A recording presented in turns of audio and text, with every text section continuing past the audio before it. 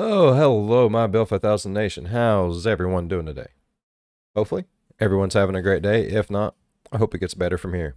All right, we are back with another That Chapter. This one is titled Derek Saretzky. I think that's how you pronounce the last name. I'm horrible with names and pronunciations of anything, so yeah. Derek Saretzky butchered his victims because they didn't smile.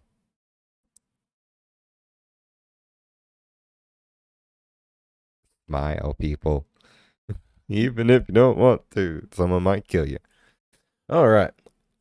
I am very excited for today's video. Like, it's got me intrigued. Very, very intrigued. I mean, did he seriously kill them just because he didn't? I mean, really? You know? So, I'm excited. Let's go ahead and get into this story. Go ahead, turn the mics down low, put on something comfy, cup of someone special. Let's get intrigued, enthralled. Let's get our eyeballs ripped out of our faces.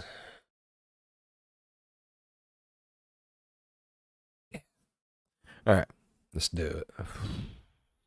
Shit. Hey you, and welcome. My name is Mike, and in 2015 in Alberta, Canada, there was a series of events that were so shocking, the only explanation was that the red fella downstairs made him do it. This was in a small town in like the most remote of wilderness. The first was for practice. The other two were unspeakable. Let's give it a go. The first was for practice? What the hell? This whole video takes us to Blair, and it gave me some more of it, Alberta. That's Blair more. It is in the Crowsnest Pass municipality, named so because it sits right on this little pass between the mountains of Alberta and British Columbia. Oh, that's beautiful.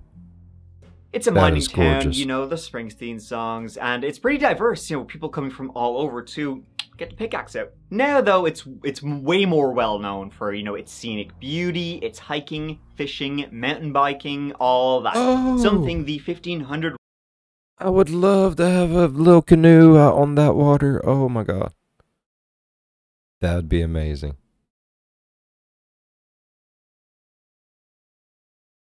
Residents of Blairmore and the area, you know, they all depend on, lest they join the ever-growing number of ghost towns that surround. Working hard to avoid joining any of those was 27-year-old Terry Blanchette. Terry worked as a cook at Pure Country Bar and Grill in Frank, which was the next town over, and he was all about his little girl, 2-year-old Hailey.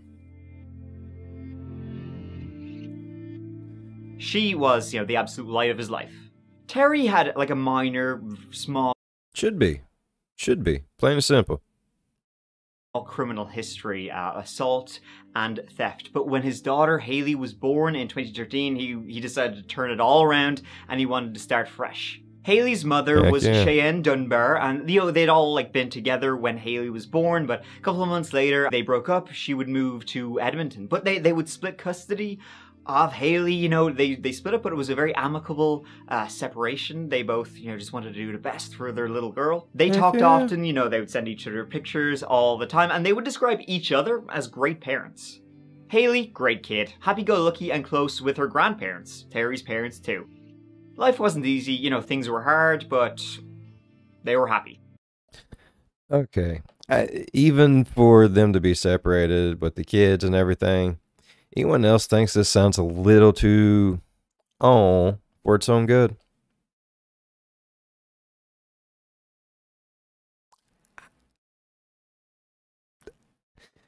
There is a rule on this channel. The more and sweet it sounds at the beginning, the more horrific it is at the end. I mean, we kind of knew it was going to be horrific because the dude's killing people for not smiling, and that's pretty fucking stupid, but it's going to get bad, people. So what's the little hardship, you know, in the face of happiness? On the 14th of September 2015, Terry's father, William Blanchette, he was traveling from his home in Elkford, British Columbia to Calgary Alberta, and that little road trip would take him right through Crowsnest and Blairmore. So that day he was, I'll stop in. I'll stop into my son and my granddaughter. We'll grab lunch. He arrived, you know, at the 14th that morning, knocked on Terry's door. To no answer. Nothing. He went back to his car, 10:30. It was like 10:30 a.m. Texted his son, "Hey, are you up?" No response. So he was thinking, all right, here, listen. I need to get fuel. He drove his truck over to the nearest gas station, topped it up, and then tried calling Terry again. To once again no answer. So then he drove back to Terry's house, and this time he's thinking, okay, maybe my son's phone is dead, right? So he went inside. Did he wish he didn't? He walked in, and the house was absolutely dead quiet. He was expecting to hear the TV, the sounds of a 2-year-old, but instead it was just eerie silence. Barry say there's a difference in there's a difference in quiet and then there's that. This is not a normal quiet. Oh God. This is gonna be awful. This is gonna be awful. Damn, bro. Already with the bullshit. Come on, Mike. You could at least give us more than 3 minutes and 32 seconds of bliss. Fucker.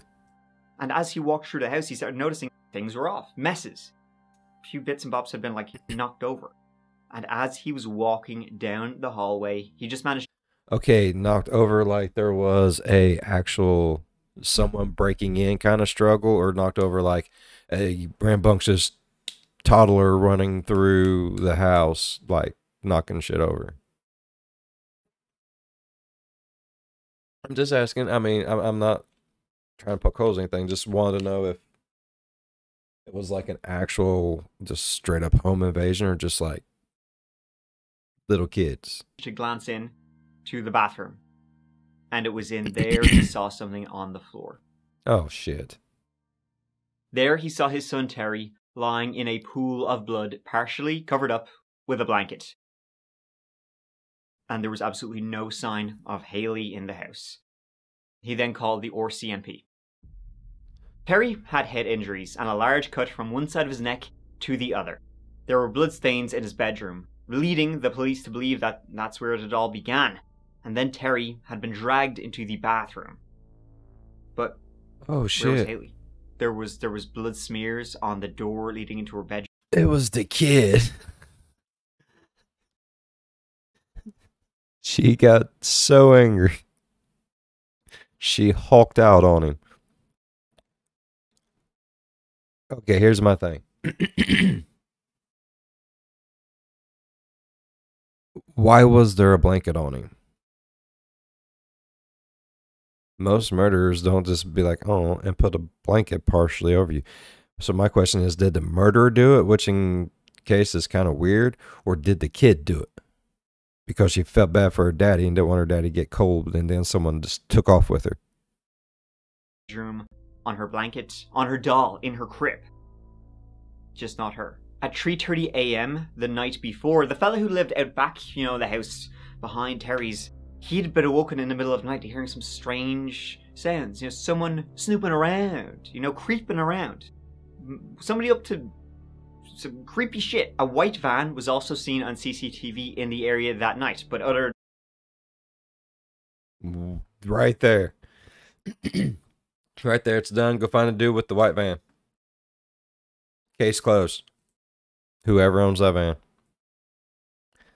We all know them white vans. Probably didn't even have no windows in the back. And if it did, it was probably either had those curtains over or they was really, really blacked out. Don't trust vans. Kids. Kids of the world. Don't trust white vans. Should be common knowledge, but if it ain't, just don't do it. Just don't do it. You know, it was a white van. White van! What else he got? You know, it did have a large antenna and a flag on the antenna, but there wasn't... The suspect is currently unknown, but reportedly fled the residence at high speed in a newer model white van with a large rear antenna with a flag attached. Oh yeah, you can't trust a van like that. That's a creepy van. Much else to go on other than be on the lookout for a white van. Good evening. We begin with breaking news from Blairmore in southern Alberta. Already the scene today of an Amber Alert. Police now tell us a father has been murdered. This is 2-year-old Hailey Dunbar Blanchette. Police across our province and in BC, Saskatchewan, and now Montana are on the lookout for her tonight. And they're asking you to be on the lookout too. An Amber Alert was swiftly put out to try and find the missing child. This was terrifying. She's Someone had broken into a house adorable. in the middle of the night and... Sorry. She's adorable. Poor thing. Oh, Lord. I really hope like nothing actually bad happened to her in any way, shape, or form. Like, I imagine she's probably slightly traumatized seeing everything that went on. I hope the kid lived. She was a cutie pie. Like, damn, bruh. A damn son bitch. The Amber Alert was put out, for Alberta, Saskatchewan, and Montana if anybody saw Hailey. The RCMP were worried that whoever kidnapped her might try and escape into the United States. This Amber Alert was later then updated to include the description. The suspect is currently unknown, but reportedly fled the residence at a high speed in a newer model white van with a larger antenna with a flag attached. That sounds exactly the same as it did 5 seconds ago when I read it, bro. Was Description of the white van with the antenna. Everywhere this was. The community were up and at him almost immediately because, get this, fear and uncertainty were pretty rife in the community at this particular time, less than a week before this horrific murder and kidnapping. There had been another murder in this community. Shit. 69-year-old Hannah Mekatek, another resident of Coleman, which is just, a couple of minutes down the road, she had been found murdered in her trailer. She was a very caring, loving woman, and I mean, I guess it goes without saying. Was she murdered the same way? I'll say it anyway. This sort of stuff doesn't happen in Crowsnest. She was found in her home September 9th. Well, evidently a freaking do happen in Crowsnest. I mean, good Lord. All in all, that all sounds completely horrible. 100% completely horrible. How can you not? No, bro, it's happening. It's happening all over the place. You can clearly see this is an old lady got murdered. Now a dude got murdered, and there's a missing kid with a white van. That's no bueno, bruh. No bueno. After a neighbor requested a welfare check to be done on her, she was found in her bedroom. Somebody had broken in. The door showed signs of being forced open. There were signs of a struggle that she had fought whoever had broken in. Her skull had been caved in with like an item like a pipe or a baseball bat. Damn. And then her throat had been cut open. Almost the exact same thing as what had happened to Terry. Questions about this then began That's immediately. fucking awful. There was any, link between the two, but the police were quick to dismiss, any connection. The searches were on. Locals, neighbors, air units, roadblocks. Cheyenne, of course, rushed to Crowsnest to find her daughter. The crime scene was processed, and luminol was used, and it located footprints. Bloodied footprints leading away from the house. Then, likely into that white van, and off it went. Fucking white vans, bro. I'm telling you, don't ever buy, drive, just avoid white vans altogether. Vigils were done, and calls were made that might be useful to the police, especially regarding that white van. Uh-oh. And speaking of disappearing, that's not my best transition. This whole video is sponsored by Aura. What's that? I'm a hacker who's all your information? Thank you. Uh-oh, Aura's here. Party's over, guys. Aura, big dogs, is an app designed to keep you safe online, yeah. preventing identity theft. Aura protects you from scammers and hackers by scanning the deep web, the dark web, the web in your pants, into places your private information can be sold to the bad guys. Scammers and those darn dirty hackers, they will get your email addresses, your private information, your social security number, your socks, if and when they can get them. Aura, they ain't touching as my a fucking goo, socks, looks bro. for your information and lets you know if it finds it. And let's be honest, it probably will. It's happened to me. I've been recommended to change a number of my passwords, which I did, so joke's on you, hackers. Aura will automatically request removals of your details, and it also has a whole host of other features. I'm talking a VPN, real-time alerts of suspicious credit inquiries, malware and virus detection, and password managers. It does it all. Let Aura do the hard work of keeping you safe online, and you can sign up to Aura right now using my special link. It'll give you a 2-week free trial. That is aura.com/thatchapter. It's got a hell of a high rating, so you know they'll look after you. So once again, go to aura.com/thatchapter and be absolutely terrified by how much of your information is out there on the web. But don't worry, Aura's got your back, my friends. Now, speaking of back, let's get back into it. Those pictures was burnt years ago, bro. I'm not even worried no more.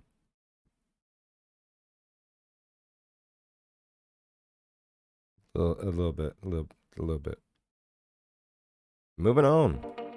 If you needed something cleaned and you wanted it done with prestige, you might contact, in the bustling heart of downtown Blairmore, Prestige Cleaners.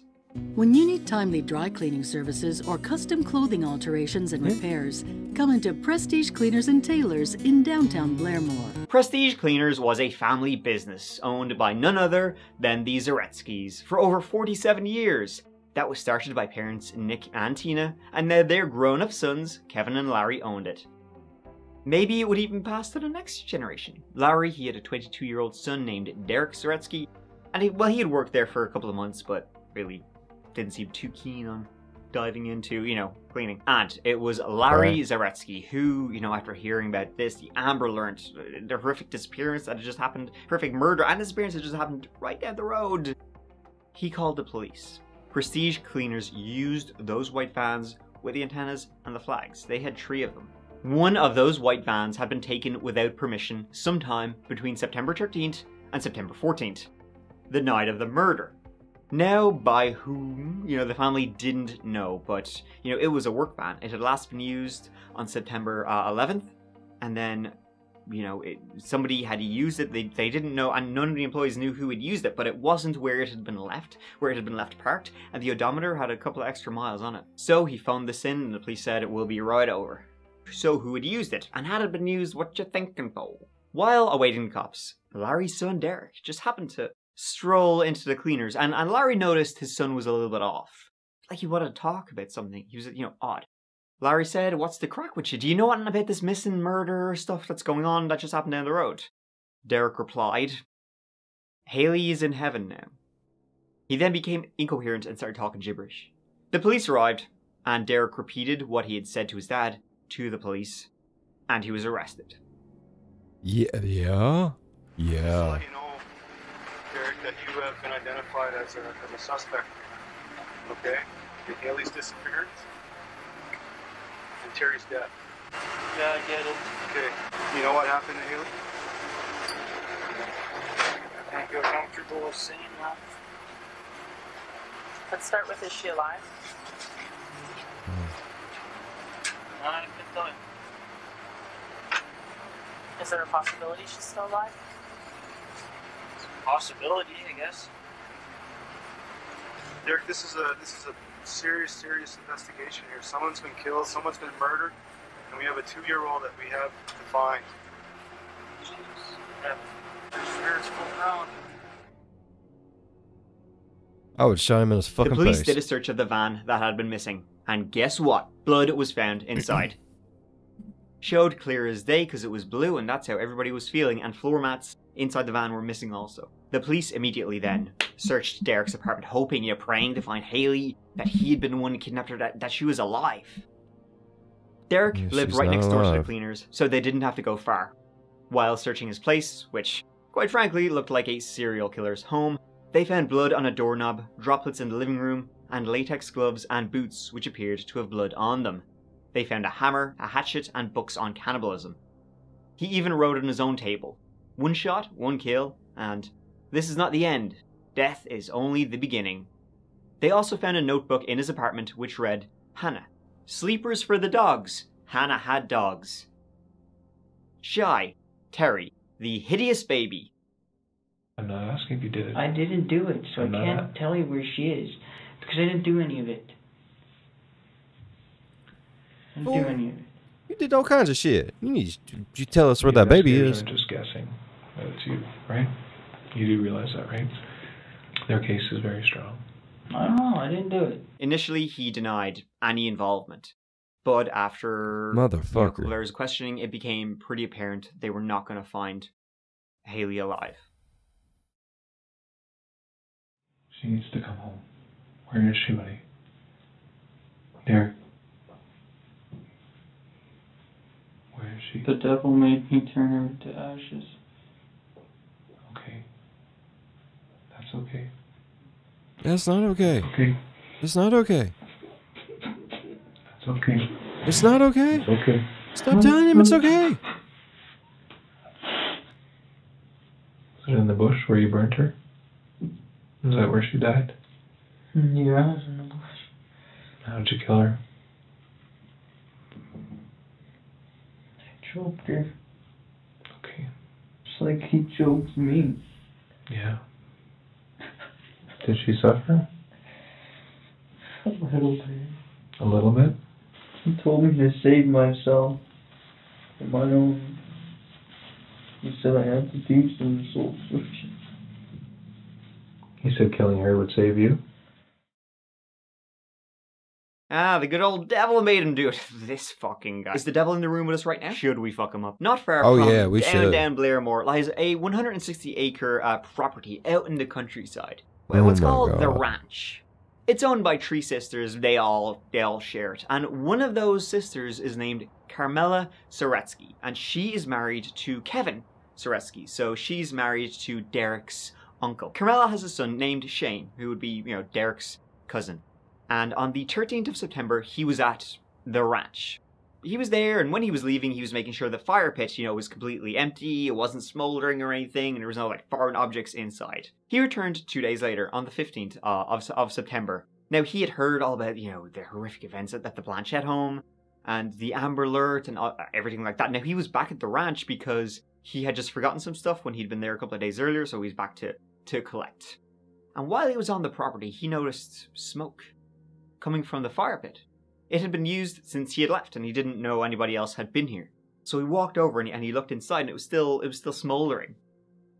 And then he kind of, with his stick, and he saw small bones. He was pretty sure they weren't in there when he left. He called the police immediately, and he led them to the fire pit.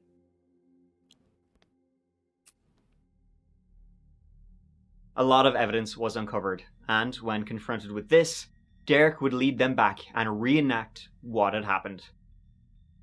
Oh, please tell me we don't have to see that. I don't want to see the reenactment of it. Yeah. Why? Why? Was there? Yeah, it's... Okay, so we'll get out. Talk about it. I'll get your door and stuff. Here. Okay. So where did you take Hailey?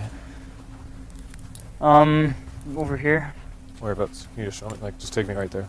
No, this was moved. This was moved? This was something else. Where it was. You don't need to move it, but... Or right here. So you had Hailey right here? Yeah. Okay, so what did you do? There, yeah. What did you do first? I started stuck in the fire pile with books. A bunch of books till I got the fire decently going and put some wood on it.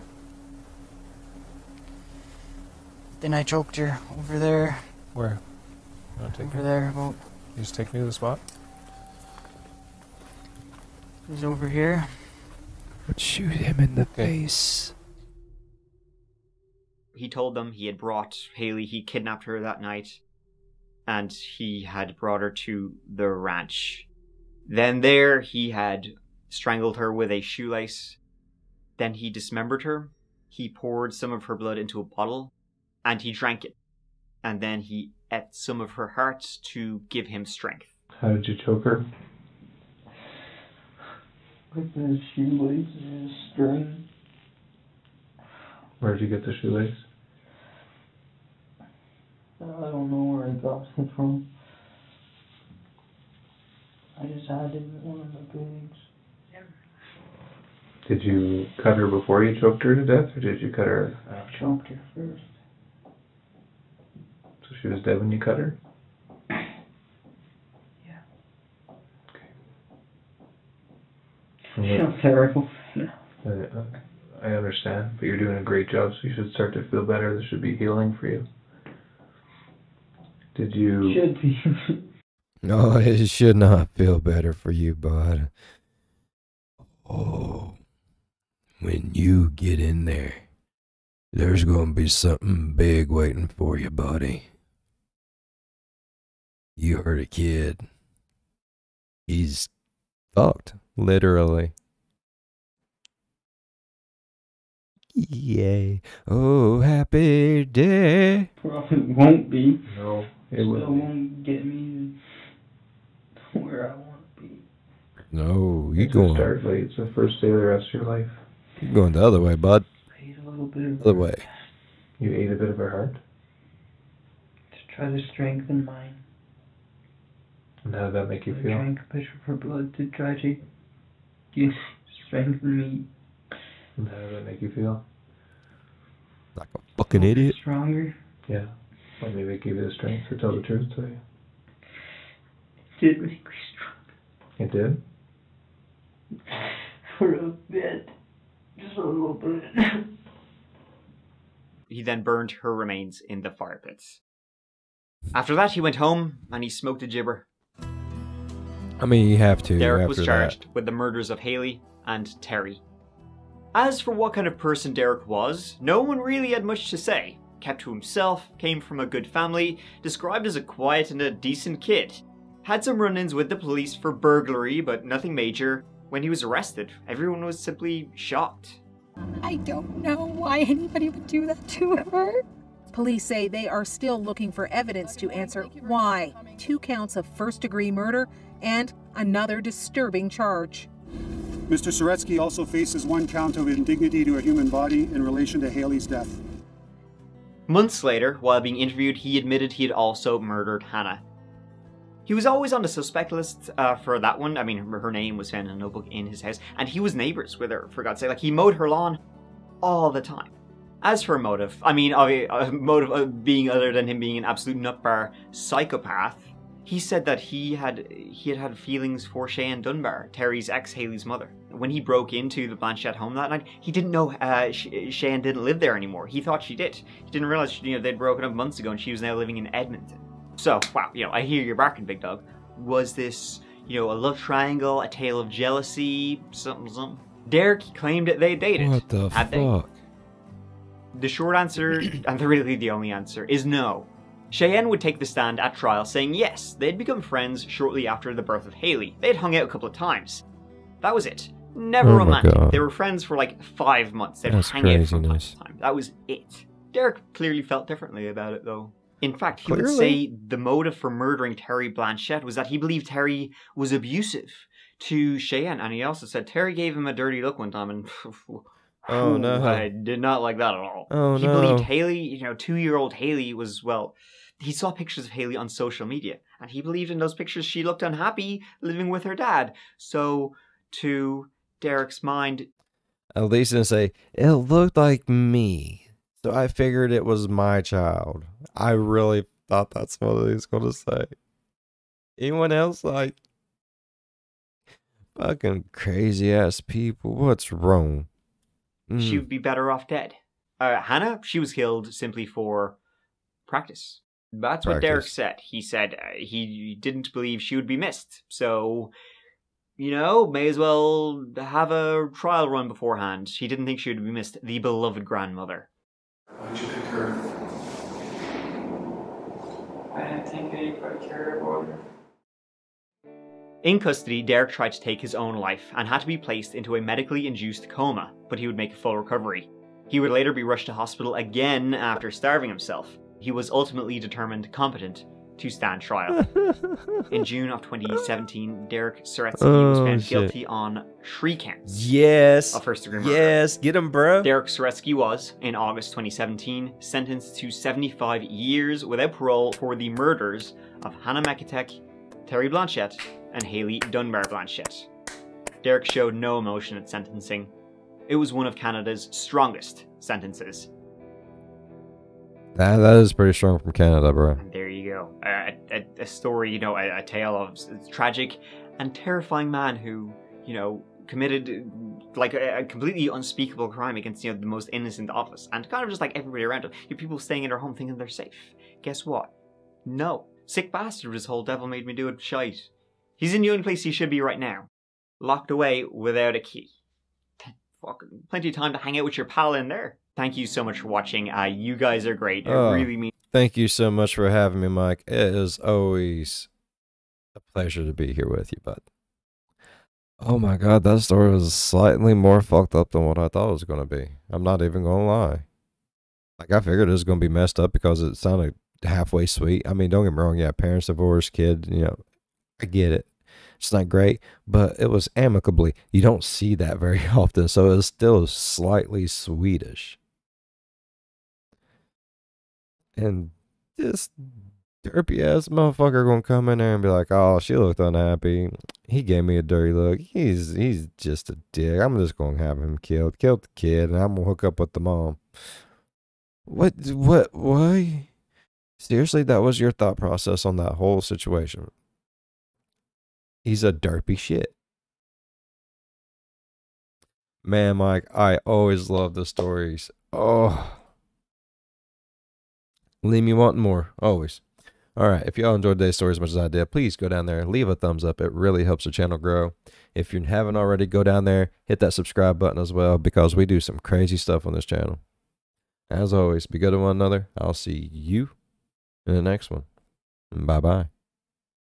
That dude's a fucking nut job. Like, I myself, I think he deserves more time, like 3 consecutive life sentences, just because he's a piece of shit. But I don't really know how Canada does theirs. I mean, they are known as generally just nice people. So, I don't think they... I don't know. I don't know. All my Canadians out there, my neighbors across the top of me. Yeah. Tell me about y'all's crimes and laws. I want to know. I want to know. Let me know some info, bro. Alright. Like I said, I really enjoyed this story. Don't forget, hit that like button. Hit that subscribe button. And I'll be seeing y'all next time. Bye-bye.